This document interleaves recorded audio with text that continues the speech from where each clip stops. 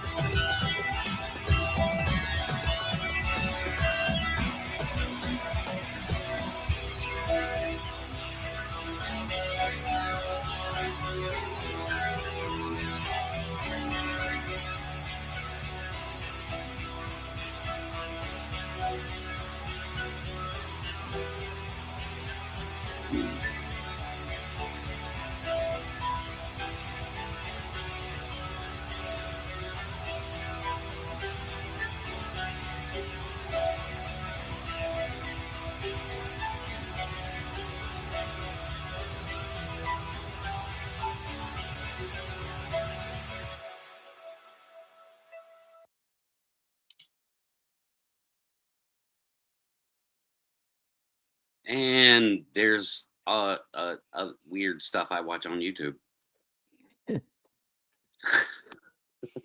Not your channel. Sorry. Hold on. All right. So here we go, man. There's the promo for the new channel, the Hard Discussions with Jeff Harding. He's back. And real quick, link is in the description, and I will post it in chat here. Okay, so anybody that wants to repost it as we go along, we're gonna do a sub run. So I'm going to keep tabs on the channel. So Jeff, I'm gonna go here and do some copying, pasting. Thanks for being here. So, I mean, what could have inspired you? What could have dragged Jeff Harding back into the Bigfoot world enough to where he was going to start his own independent channel? I'm so curious, dude. It's been dead news, just no Bigfoot news at all. I don't know. what could have possibly inspired you? Was it the Ohio Bigfoot flap? Is that what it was? Nope. I can honestly say that had nothing to do with it. Well, I've taken about a 2-year step away. And not just, I guess, stepping away from talking about the subject much in my own show, but I hadn't really been on other people's shows either. I mean, for 2 years, I've had invites to go on shows, and I really just kind of got a sour taste in my mouth from the subject, the community, the way it was progressing, the circus mentality around it. I felt like unless I had something constructive to bring forward in my research, that it was just getting to be the discussions that were being had weren't discussions I cared to be a part of. They were being driven by agendas and profit and, entertainment. And unless there was a train wreck, that's what people were waiting for. It was a demolition derby, not really a race for truth. And so I kind of got to a point to where stepping back from the Untold Radio Network and ending my show there, I had other opportunities to be a part of some pretty big projects that actually would have been fairly lucrative when it comes to profit. And I turned those down too. And quite honestly, I'm grateful to be at a point in my life where I don't feel that I would need to consider saying yes to something just because of the price tag that's attached to it. But thankfully I am at the point to where I'm content with where I'm at. I don't need that to factor into a decision like that. And so I really got tired of not seeing these hard discussions being had. And when they were being had, they were including people who couldn't be respectful. They couldn't articulately explain why they stand on an issue where they stand. And that was equally frustrating, just the hurling of rhetoric towards each other instead of building value in their position.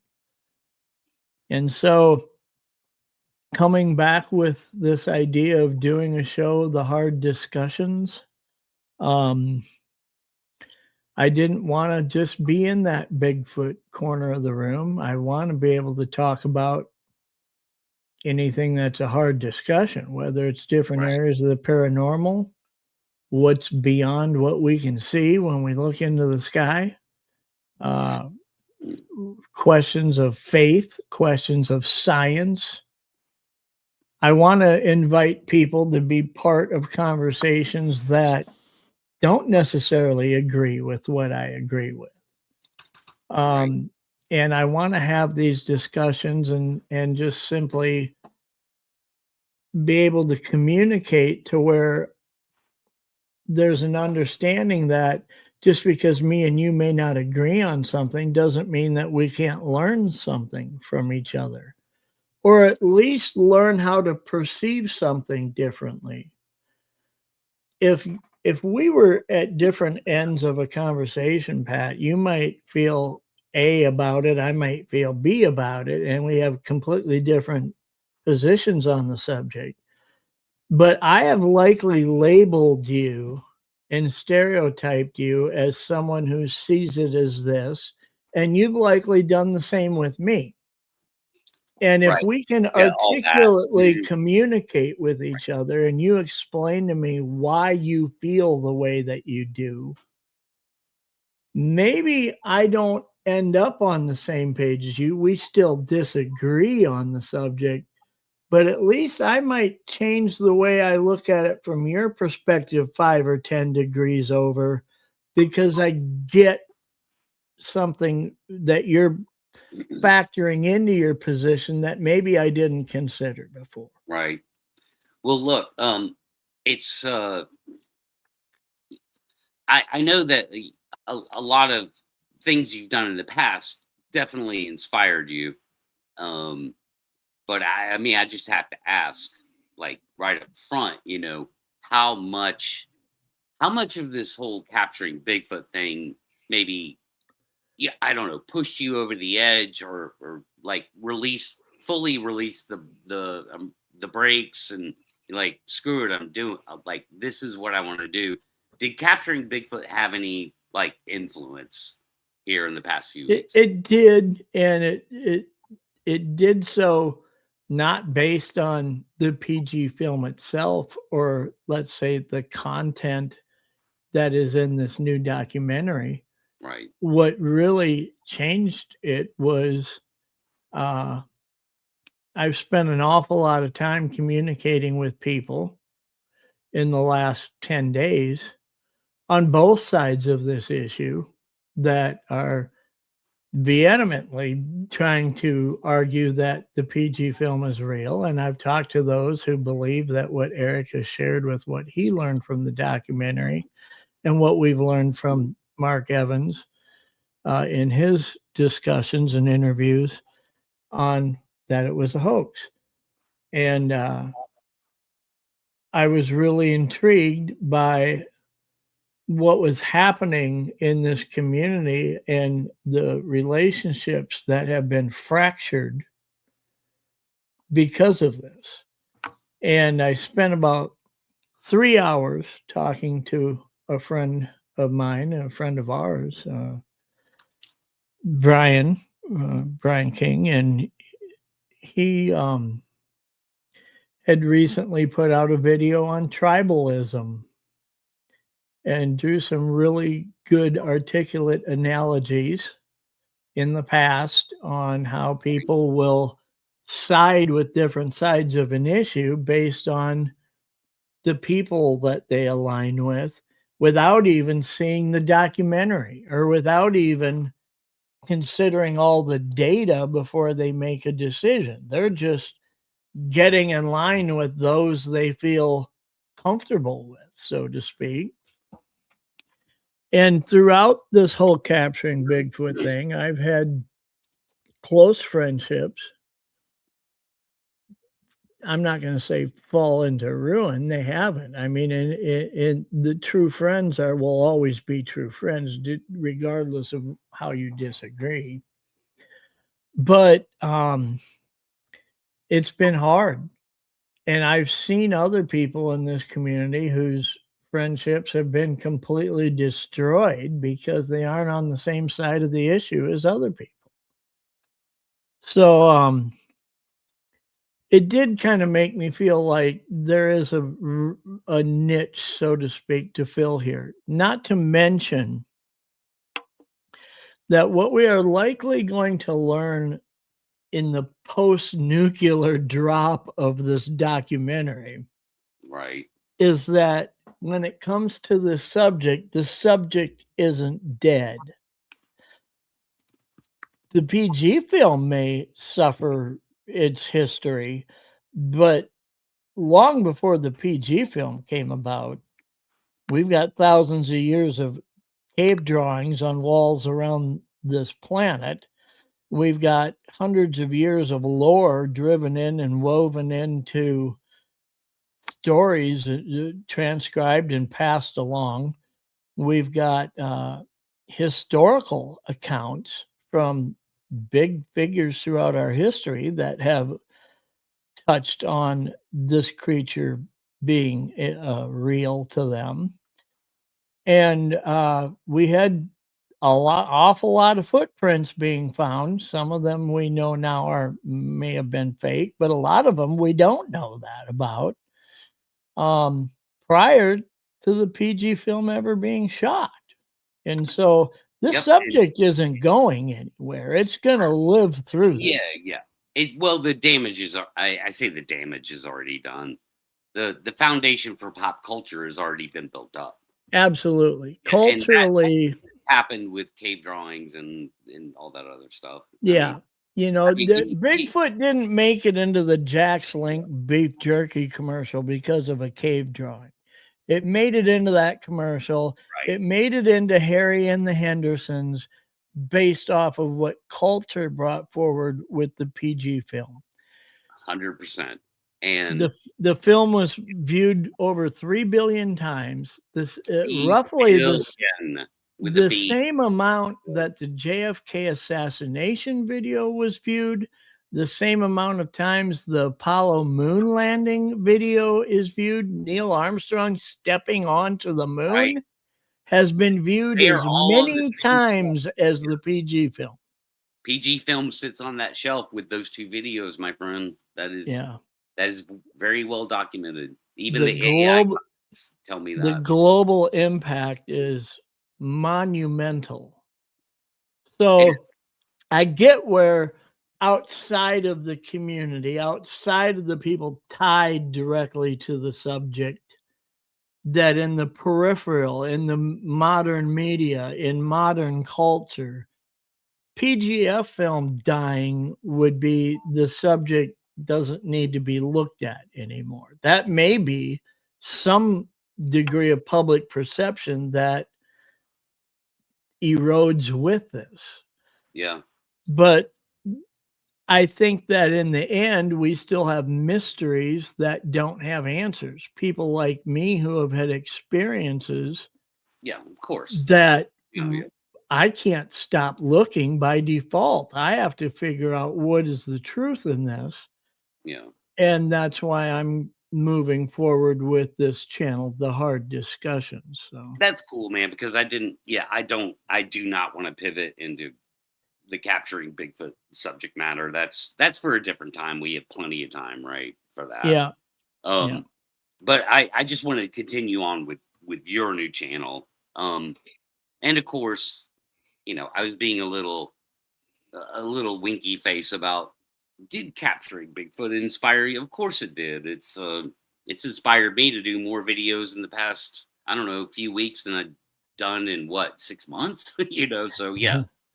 It's the talk of the town. So we'll move on. Let's do a quick sub count. Hold on, I'm going to refresh it. I got it pulled up here. So we're doing a sub count chase here. We want to get as many subscribers on the live stream. We want to see it keep going up, people. So just go over there and hit subscribe. Yeah, I'll thank everyone well in advance here if they support me and do that. And right now, I think we've gotten 8. There you go. So you're up to 20 subs. So we've gotten 8. There you go. So and when I ended my personal YouTube channel with Pine Island Research, I was around 1,100. When I left Untold Radio, I was at about 15,000. And starting over at 0 yesterday, I mean that was something. Yeah. But I do feel that there is a need for this to happen, and that whether or not you're like me, looking at the subject from a research perspective, looking for a real truth, or whether you're here to be entertained by the subject, which is a large amount of people, and I don't blame them for that. I mean, that the networks, Discovery and all that, wouldn't be where they're at if they weren't putting out that kind of program, right? They're entertaining people.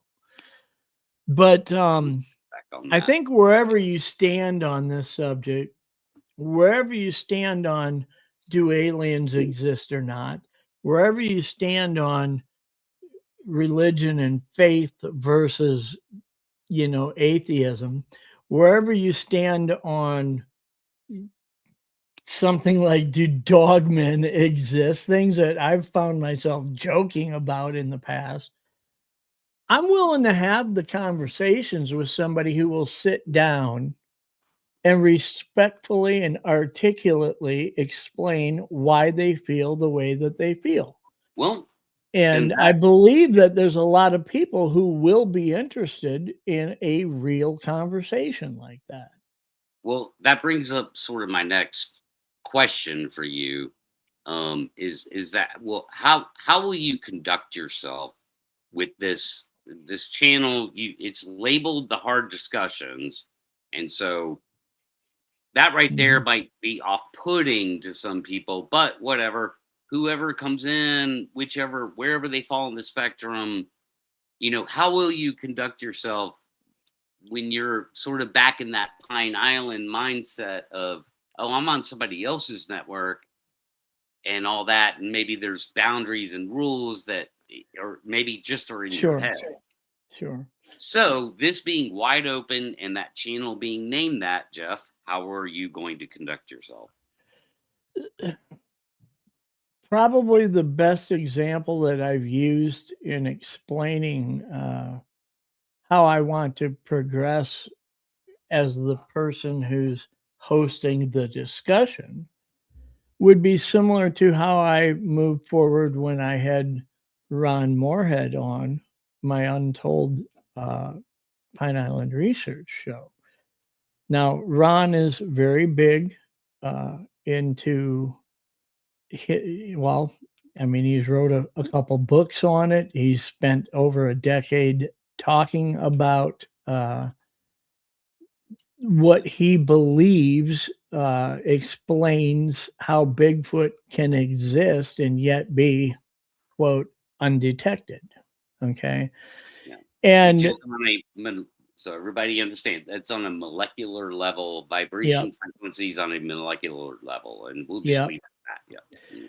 And, I interviewed him for almost 2 hours and I didn't stand in the position that he did. At the time, I felt that I'm researching a flesh and blood creature. Uh, he felt that we were looking at something else, maybe not with a supernatural explanation, but a scientific explanation that we simply don't understand yet. And this Yeah. isn't something where he woke up one morning hungover and said, "Hey, here's a good idea to throw and see if I can Like, make hey, some money hey, at." write this down. He has put an awful lot of thought and work into arriving where he stands on this issue. And despite the fact that I'm not on that issue where he is, I learned a lot from him and I could appreciate the respectful, articulate way that he explained why he believes what he believes, Sure. even though I disagreed with him. It was an incredible interview that I did with him that just I found myself in awe. And, me and you have had these conversations before where even on subjects like flat earth, so to speak, you go to some of these YouTube channels and these uh, discussions where people are explaining why they believe flat earth, the earth is flat. And I'll be honest with you, I, I can't even get to that corner of the room to have the conversation. However, No, I when only. you look at how articulately they are explaining how they feel and they're being respectful about it, Uh, mm, I mean, not all of them, but Pat, Not you've always. seen There, examples a where lot of some those of them guys have. are trolls, actually, but yeah, a lot of them are Me and trolling. you have had conversations before, Pat. We're talking about this where it's like we've said, damn, I mean, in the end, you're almost like, holy shit, this dude's. I completely disagree with him, but I get where he's convincing to some people because they communicate, they build value in why they feel the way they You know feel. who else does that really well? They aren't just saying, "Oh, if you don't feel the way I feel, you're an idiot. You're a dumbass." Right. That That that does that happen, but that you're right. doesn't work in a conversation. A real hard discussion has to be respectful and Build value in where you're at, even if I'm not there. I agree with that. And that is, dude, good discourse is what it is. Yeah. But they can be very lawyer-like about it. That's the weird thing, it's like, in a courtroom, you can only have like good discourse for the most part, right? The judge is only going to allow so much bullshit, right? Yeah. But lawyers are fucking lawyers, and you got two very clever people on opposing sides. Only one of them is right, and that's where the weird shit really starts coming out. Of course, we're not talking about a courtroom. One could say the audience is a judge and jury, blah blah blah. But I'm just curious, like how you plan, how or if you plan to push back on.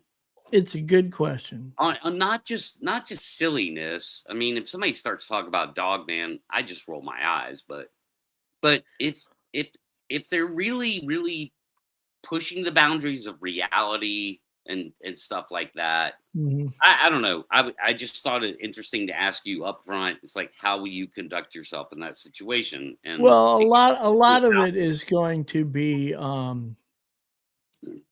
simply questioning them in a respectful way. I'm certainly not going to get upset at anybody because they differ from what I feel is reality.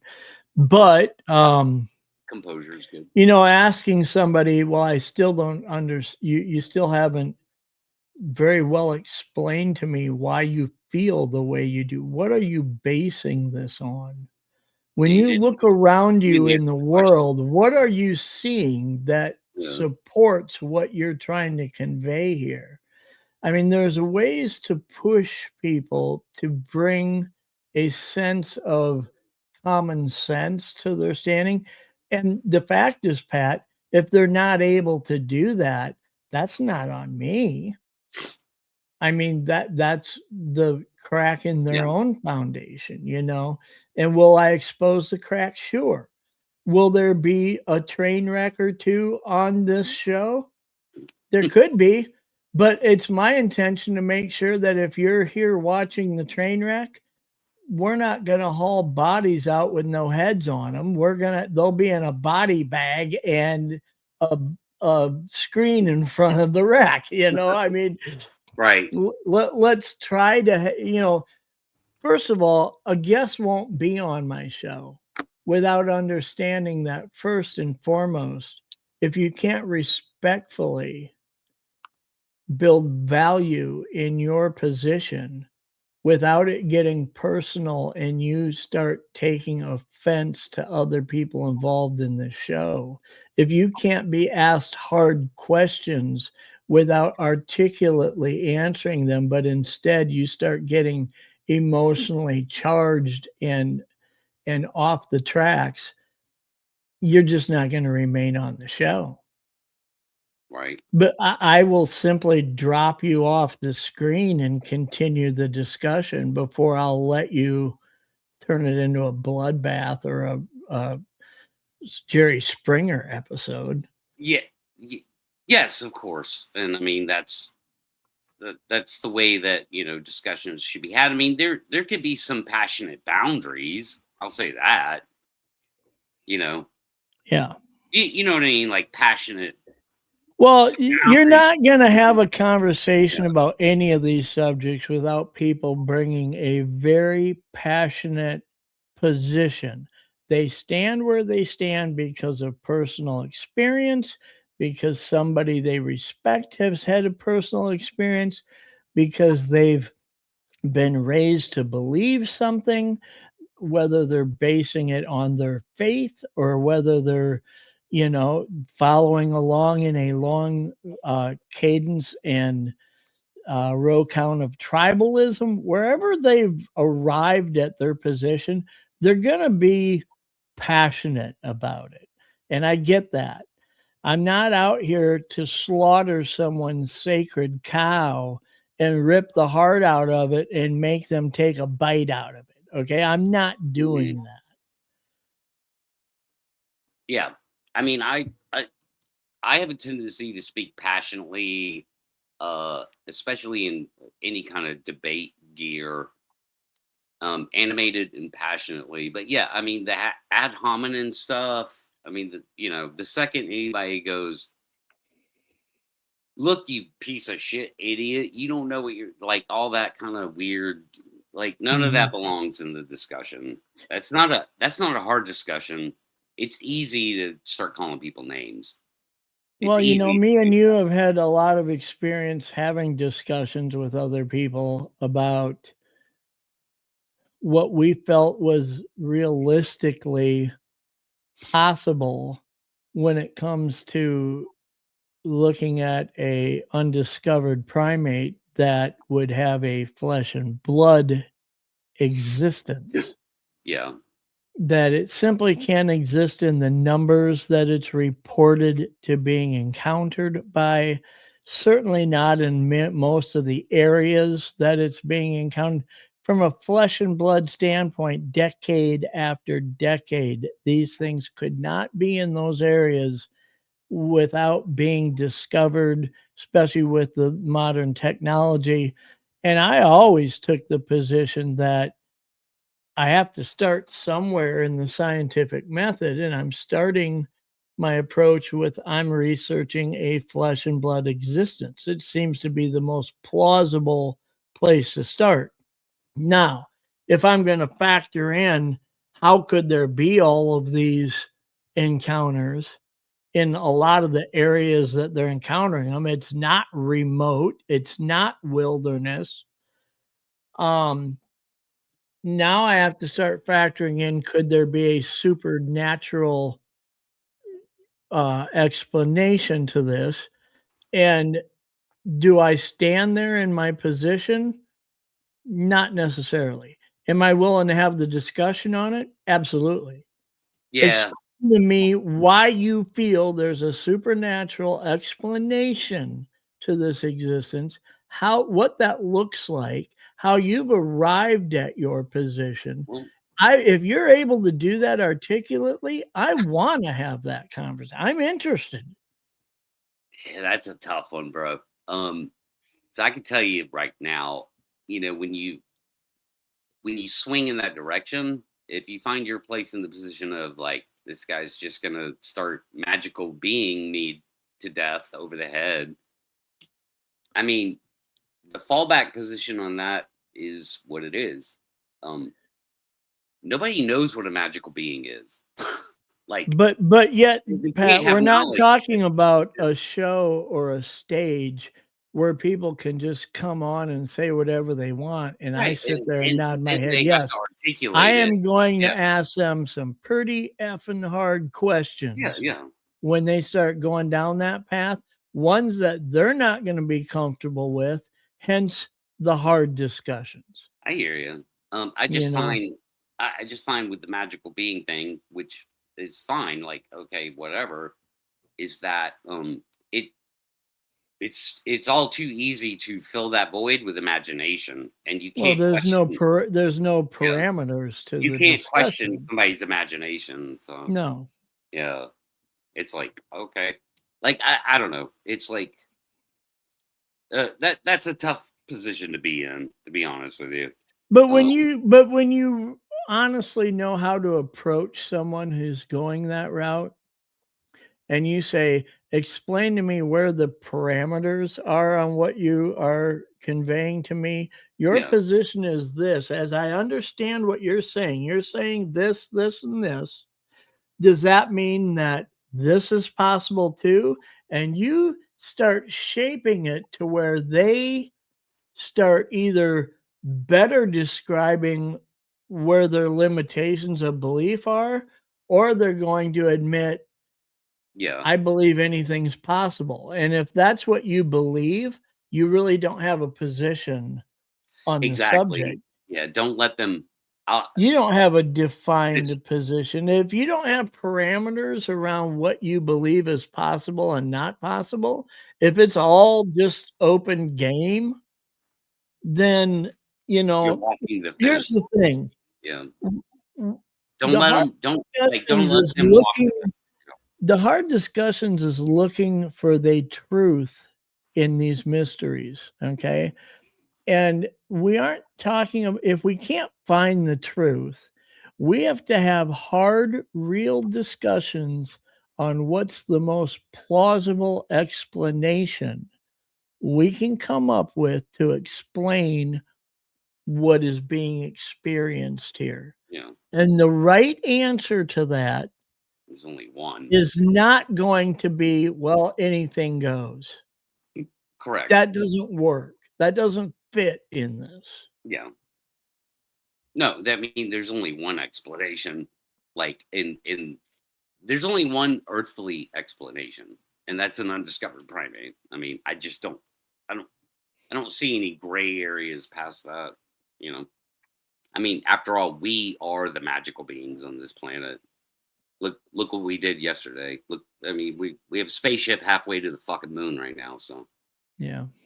my dog Petey can't even comprehend that.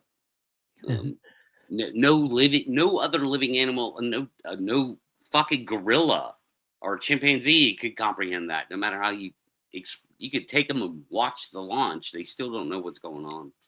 I saw a funny meme today from a dude that says, if only we could make about 20,000 Planet of the Apes costumes and make everybody wear them, and when these astronauts land and they're get out, right, everybody's wearing them. I thought that would be pretty good.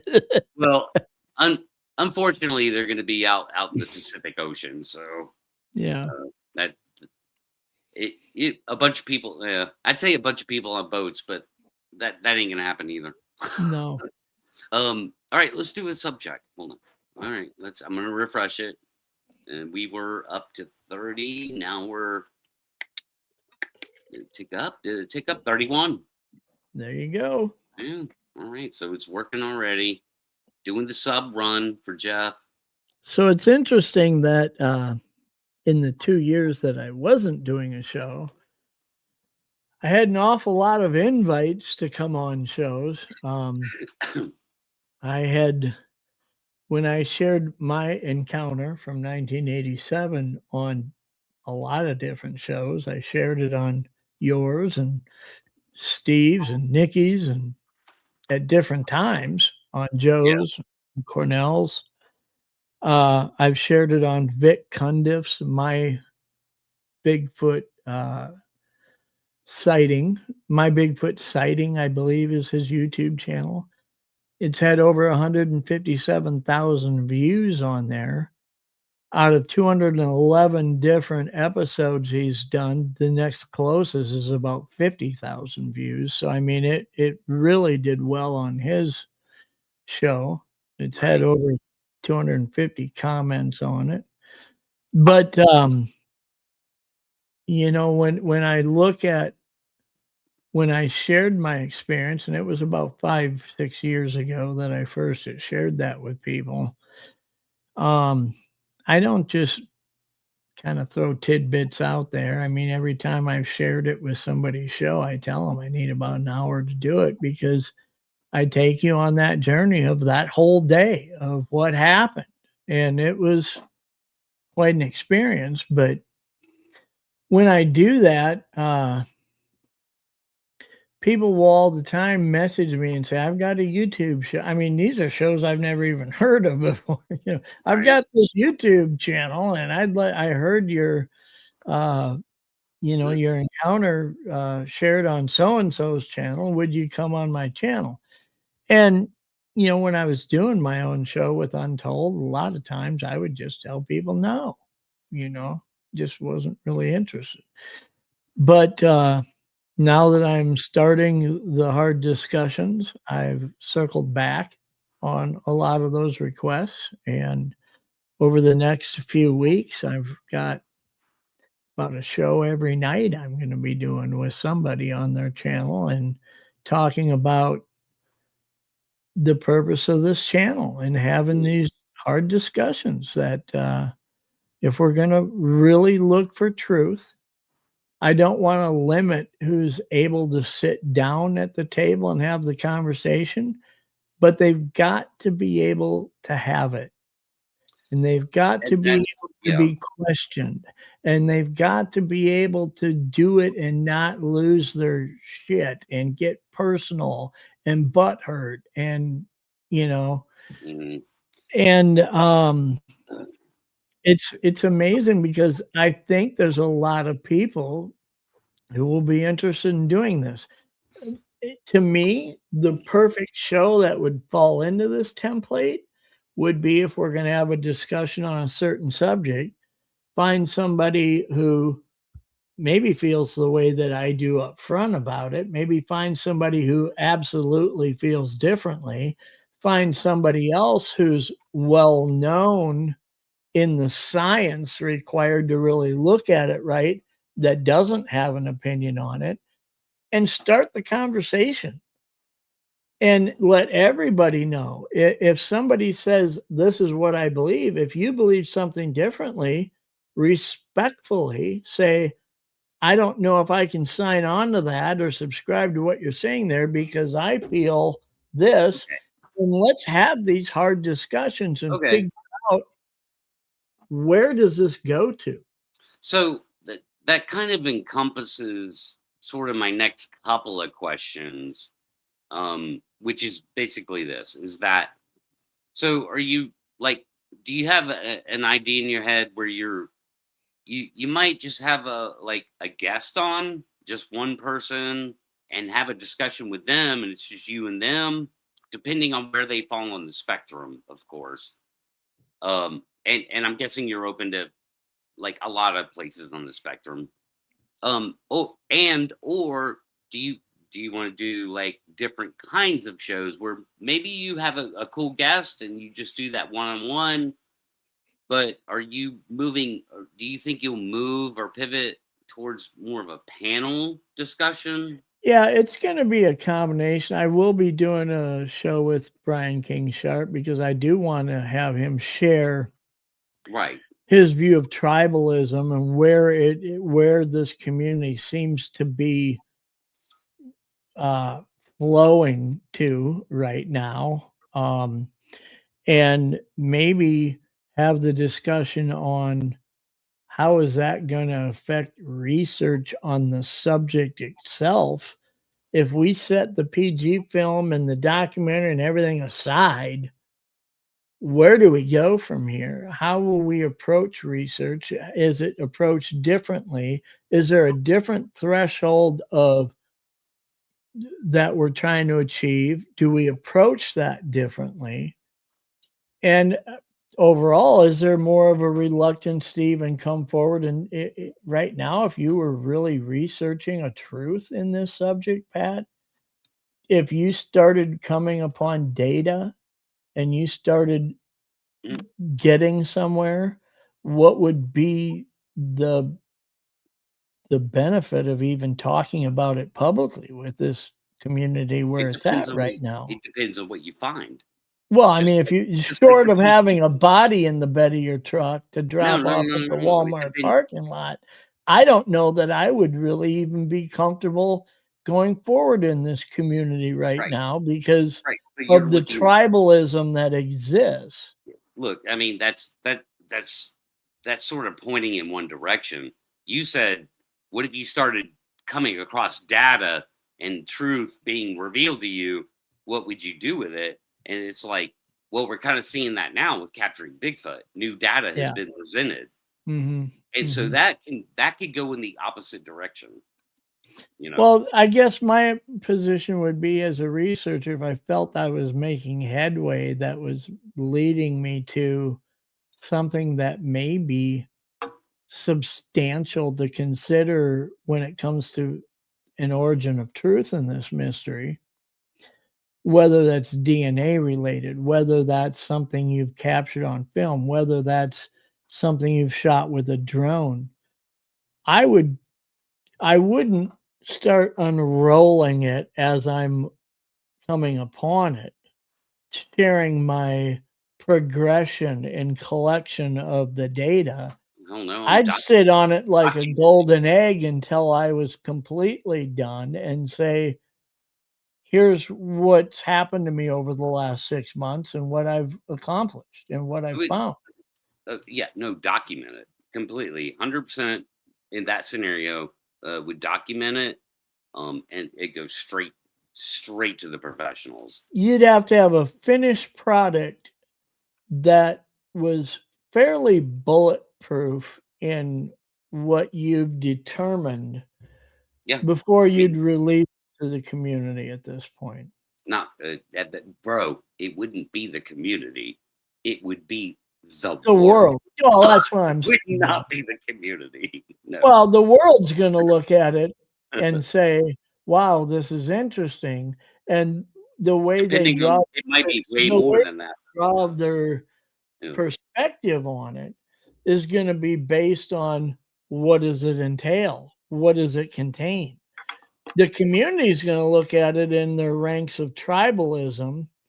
And because you know somebody or you used to do a show with him or because you have history with that, you're an asshole, you're a liar, I'm not going to believe you. Wouldn't matter what it contains.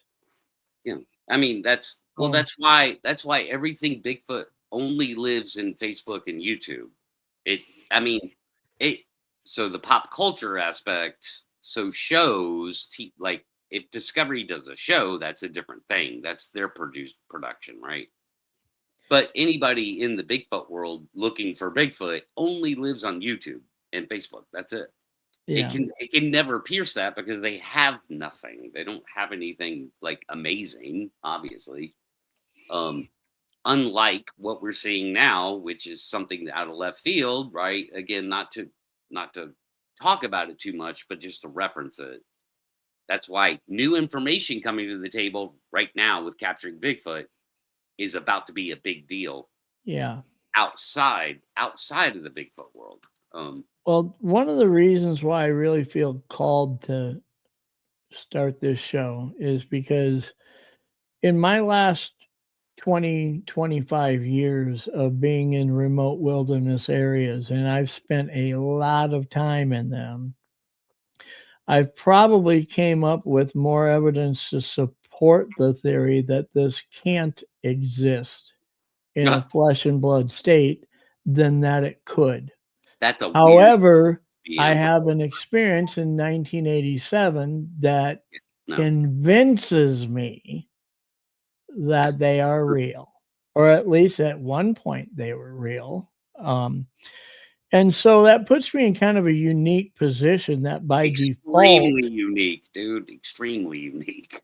By default, I can't look at it and be swayed to come to the conclusion that they don't exist because I believe absolutely 100% they do based on my own experience. However, 9,000 hours through a spotting scope in the most remote areas of the Bitterroot Mountains, throughout Wyoming, throughout Manitoba, throughout parts of Idaho. 9,000 hours is a lot of freaking time. It is. I haven't seen one. I would imagine you're open to the possibility that maybe even in the past couple of decades they went extinct, like that movie. Like, if I'm going to stick to the flesh and blood approach of applying the scientific method, I would say that they are either now extinct or they are, over the last 30 years, have been on a population decline. And with that theory, it certainly couldn't support the threshold and number of encounters that are coming in the areas that they're coming in.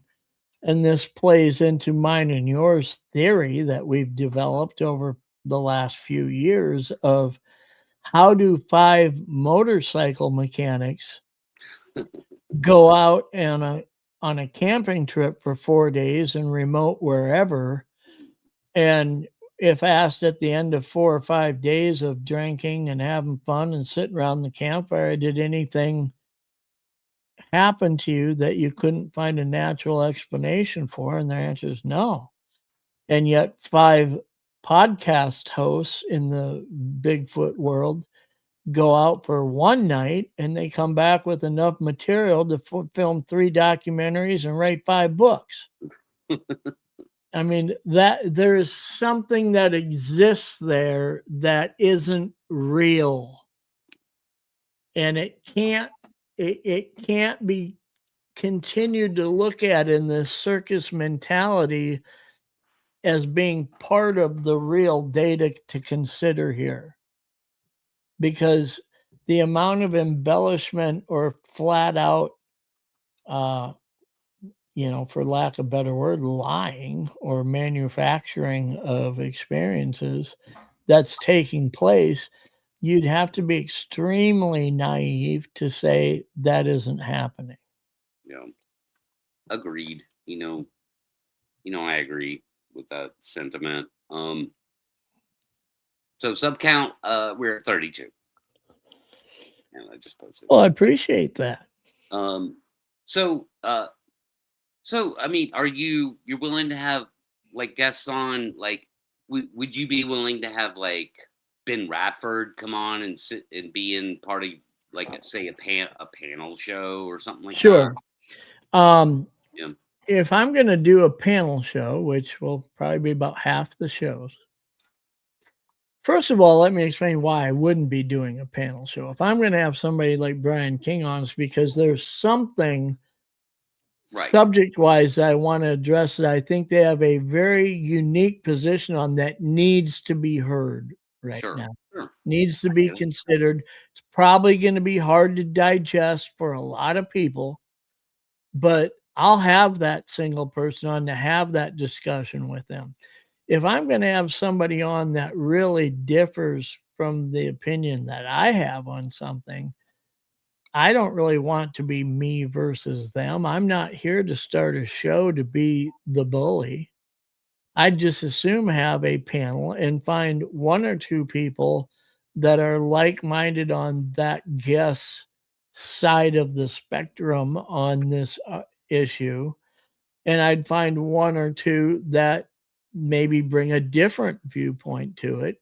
And if I could surround the subject by 3 or 4 different takes on it, that'd be even better. Because I do believe that if we can remain respectful and we can articulately build value in why each of us hold the position we hold, there is something to be learned from the discussion.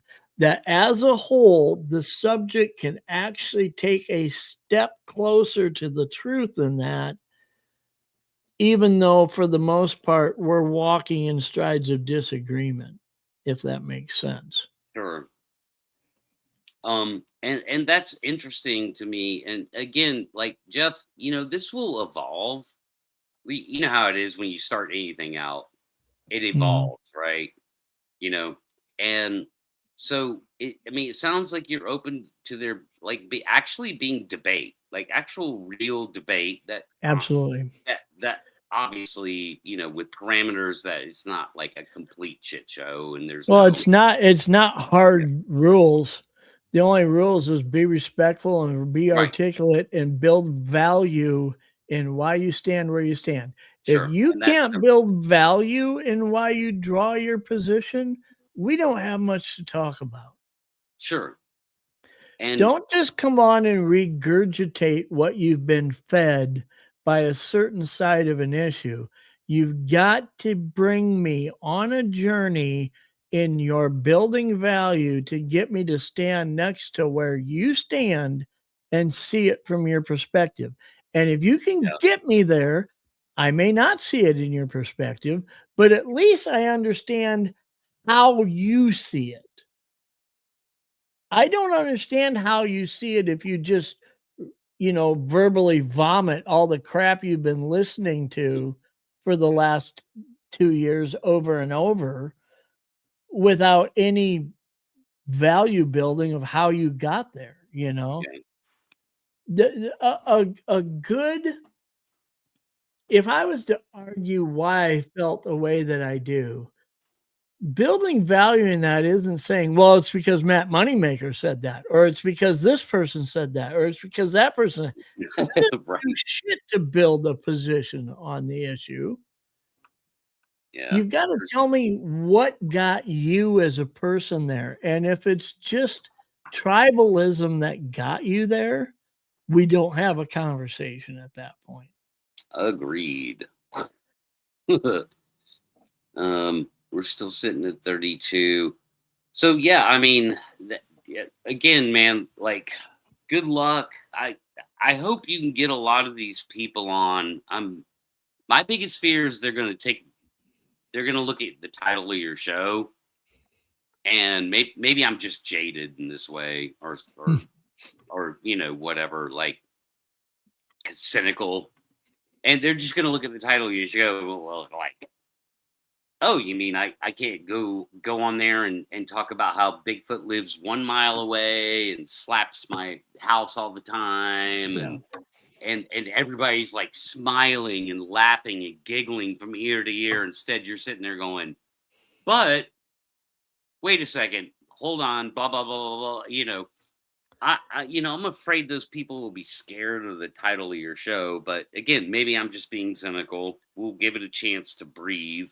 Well, and understanding that if somebody comes on and starts saying, let's say what you just used as an example, Well, those people are out and there. how I confront that by saying, can you tell me, are there other people in your area that live in your area that have had similar experiences? And if they say, oh yeah, a lot of people, can you tell me the names of one or two of them, even if it's backstage, so I can get them on the show? At I that point, they're probably like, I mean, I'm not coming out saying, "Dude, I think you're full of shit."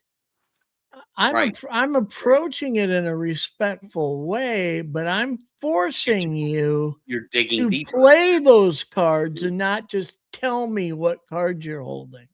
I agree. I like that. I mean, dude, that's all good stuff. I mean, I like where your head's at with this.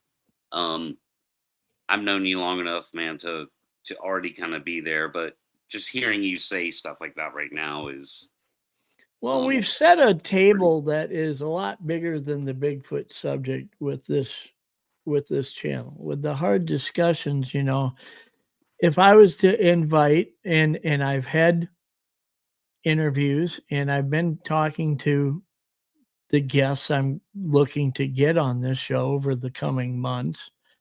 If I was to talk to the Josh Gates or the Rob Lowe's and people like that, to look at a show that's based on having hard discussions on a varying degree of topics is something that people like that look at and say, I see that as inviting versus saying, I'm a Bigfoot guy who's had this encounter and this is what I subscribe to. Will you come on and talk to me? I think there's more people that look at that and say, God, if I don't sign up to exactly what you believe in, I'm a little afraid to come on your show. right. Yeah, A you're right. person There's a like Josh balance. Gates, or Yeah. even somebody who's more mainstream like Rob Lowe or somebody, would look at this channel and look at the different things that we talk about and say, I could go on that show without being pigeonholed or being shown as some kook who believes this or that. I'm just taking part in a hard discussion on, is this even possible? Versus somebody like that from that threshold of fame saying, would I go on this guy's Bigfoot show? Yeah. They might just out of the gate say, I don't believe so. I, Could I I get mean, Ted Nugent on this show? Why wouldn't he? It's not a topic that's hard to talk about. Can you get him on a Bigfoot show? Maybe not. mm, we'll You know, see. We'll see. I'm definitely gonna send you some names. I won't bring that up here, but like I'm definitely gonna throw names out to you, man. Like everything, all over the spectrum. kind of names, just because, I mean, I'll bust out the popcorn and watch some of that, Like Raptor saying, you know. if Jeff comes up with the video evidence about the subject of Bigfoot and proves it's real, then I'll watch his channel. Mm, I okay, guess we won't see you, Raptor. whatever. Have a good life. Yeah, I mean, hey, look, you know, I those mean, like, I mean, a lot of people thought that what have we not learned anything here in the last 10 days? not What yet. he's trying to hold me to is exactly what Roger Patterson achieved to a certain degree culturally with most of the world in 1967, and we're finding out he may have lied Almost, to everybody. almost 60 years later. So now you want to hold me to that same threshold. I would adjust the threshold a little bit. Yeah, I know, right? A lot of people want to do that, but I have I have my opinions about that. But we this isn't what that show's about. Yeah. So just to wrap up, dude, I don't know. I mean, I had like a bunch of questions. You pretty much went through them. I do like I wish you luck. You know that I think it's a great idea, just based on the nomenclature. How long have I been screaming hard questions, hard discussions? Yeah.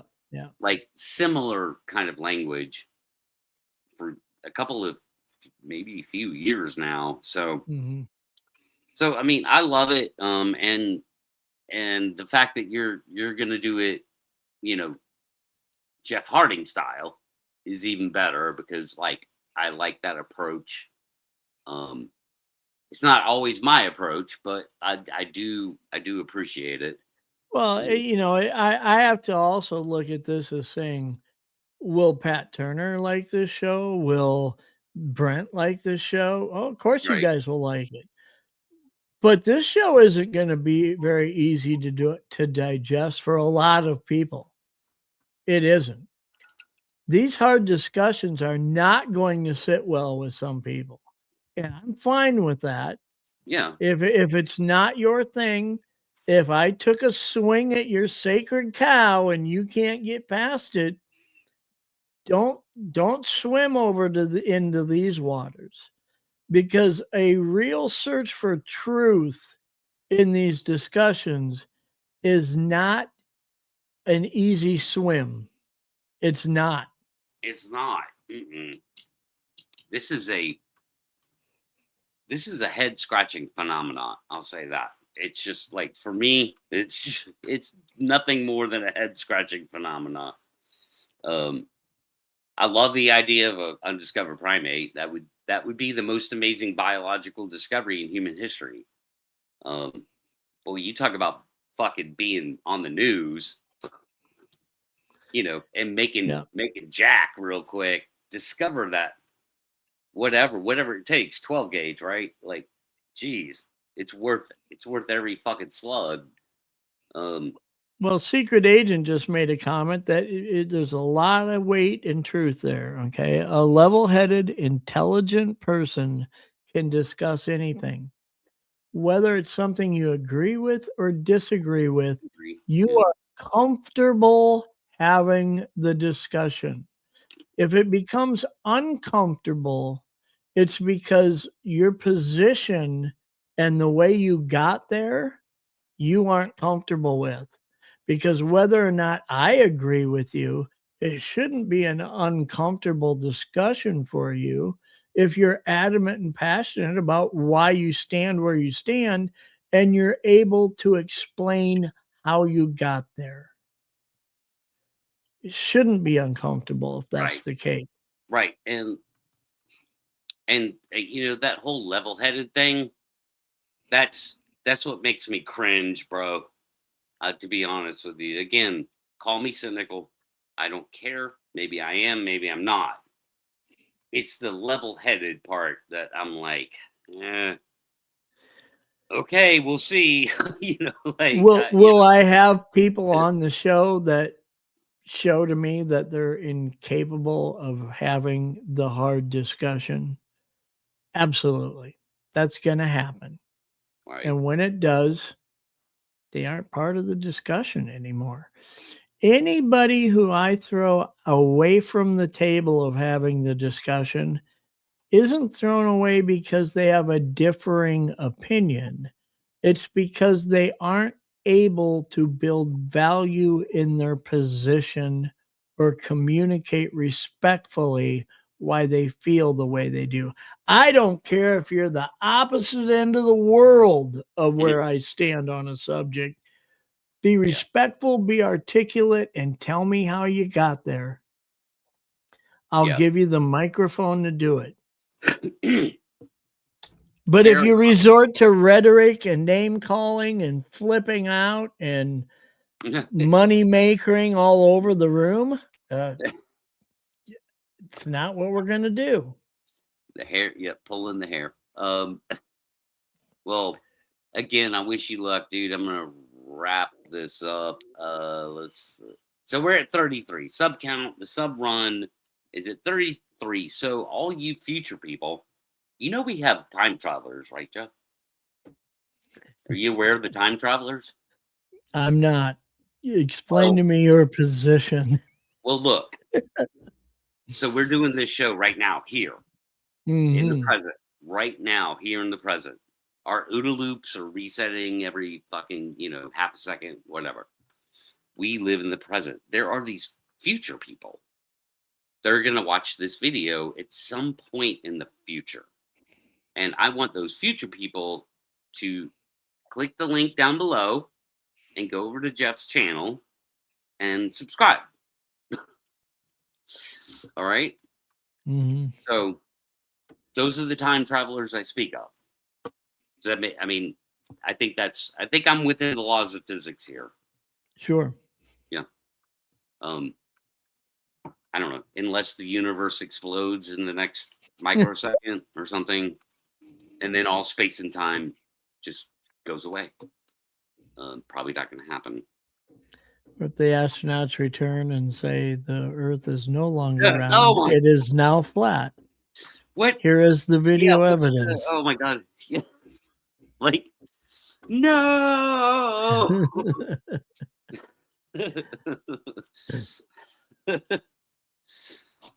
Damn you.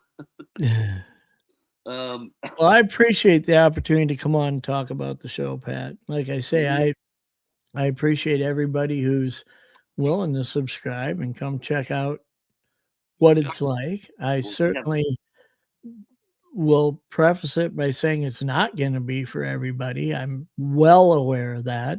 Yeah. If I wanted to do a show that everybody could digest and find a happy seat in the room, I wouldn't have left the network that I was with, and I would have proceeded with an anything goes mentality like everyone else. True. I don't believe that if we're truly searching for a genuine truth in these mysteries, Bigfoot and beyond that, all of these mysteries, if we're searching for a truth, we don't find them underneath of the big top circus that's happening right now. We need to have some uncomfortable conversations to find them. Well said. Sometimes you sum up my own sentiments in a much more articulate way than I ever say them. It's something I've noticed about you. I'm like, dude, I'm not saying anything other than my genuine thoughts. Like, you're very good at doing that. And I couldn't agree with you more. Big top circus. Good God. I just hate the big top circus. Circuses are fun, but Well, we aren't, if anything, not to keep circling back on, but if this new documentary does anything, it's not eroding the foundation of the mystery or the need for an answer to this mystery. what it's not burning down the subject, but it is burning down the tent that the Yeah. circus plays in. Yeah. Yeah. And that was kind of my sentiment in the video I did, It saying, needed to be done. it's fucking over, like, yeah, I really feel that if this documentary didn't come forward and I a can't. year from now PG film was still where it was and nothing has been shown differently about it, that this community in itself is ready to implode on itself because of the tribalism that exists. Yeah. The And people who are really searching for genuine answers and the people who just want to be entertained by anything goes have lined up on a battlefield that the war is inevitable at some point. yeah, It just can't keep going this way. I agree. Um, you know, it's just getting into the like stratosphere of nonsense.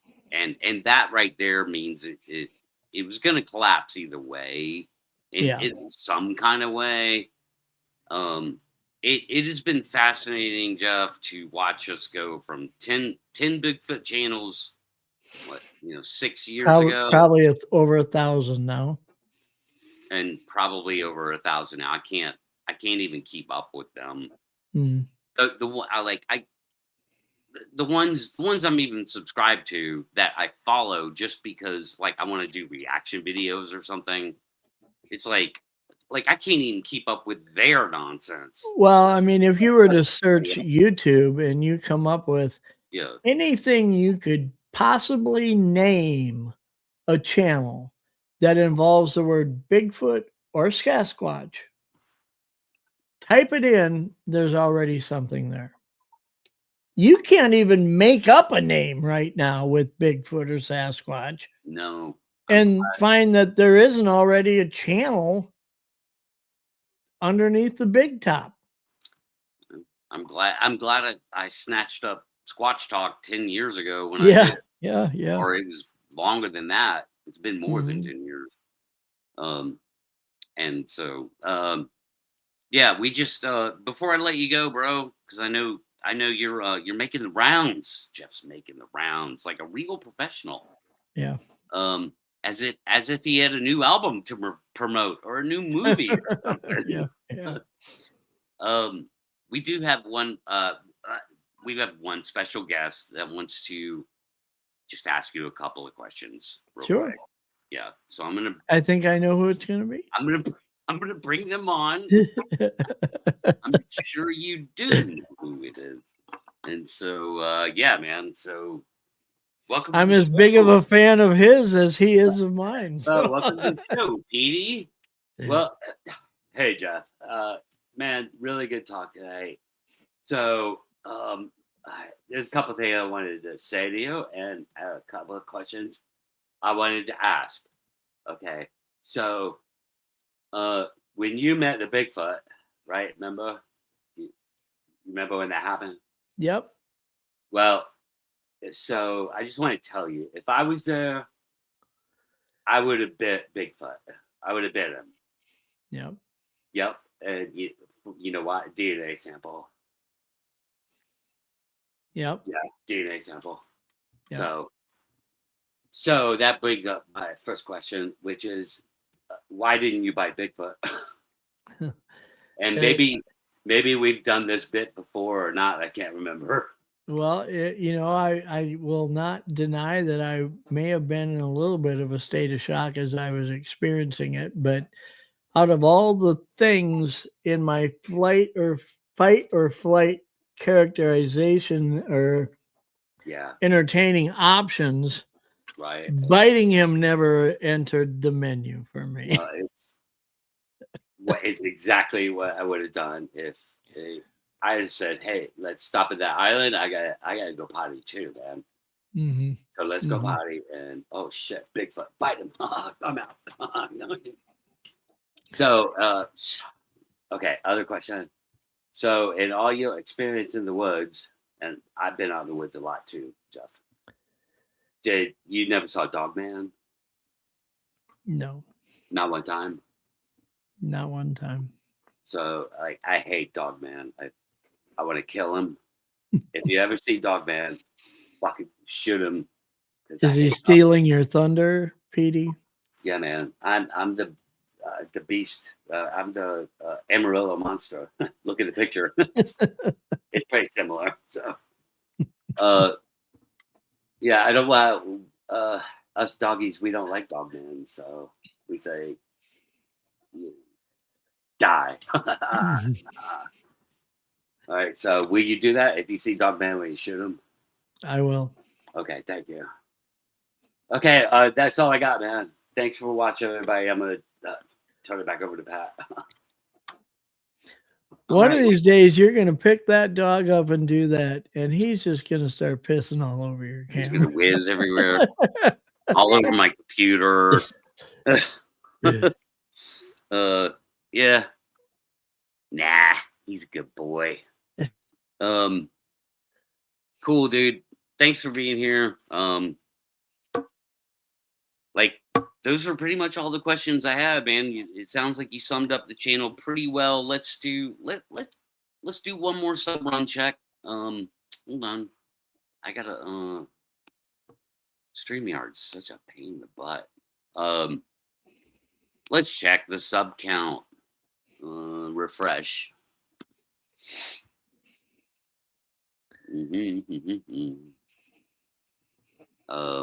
34. Okay. There you go. Awesome. Well, there was 12 before we started, so 22 people have subscribed, and you've got 23 watching right now. I think at one point you're at about 30. So I'd say the majority of your people who have watched came over. I'm sure there's going to be people who, I mean, you get several hundred views on each one of your posts. So, I mean, over the next few days, people are going to probably watch this, and I'd just like to extend a huge debt of gratitude and a thanks for considering going over and subbing to the channel. Yes. Thank you all here in the present, and thank you all you future people. Yeah, we'll do it again, man. Let's get you a sub base. I hope it works out, man. Get you sub base, and can't wait for the first show. I'm sure I'll hear about it long before it happens, but I don't know, maybe in the next week or two, something like that. Yeah, we'll just have to. I've got about 2 weeks of guest appearances that I'll be doing out there, kind of promoting it. I'd like to get it to at least a few hundred people, and then I may do 1 or 2 shows with some single guests talking about stuff that I think the community likely could benefit from hearing about. Okay. Now, but my first panel type discussion show, we're probably looking at 3 weeks or so. Okay, fair enough. I think that's an appropriate timeline. So I'm in agreement for whatever that's worth to you and the audience watching. So yeah, with that, I'm gonna wrap it up, man. Any words before we go? No. Time we spend together, I always appreciate it and enjoy it. Thanks, me too, bro. And with that, guys and gals, I'm gonna wrap it up. Thanks for watching. Again, link in the description, and go sub to Jeff's channel and see what happens. We'll see you next time. Any breaking news, I'll jump on here. I don't have a schedule. I don't have a schedule with this. I have a schedule, but not with this. I'll do a show whenever I want and release content whenever I want. So we'll see what happens. Very excited for capturing Bigfoot, of course, and excited for this new channel, Jeff. And with that, I'm out.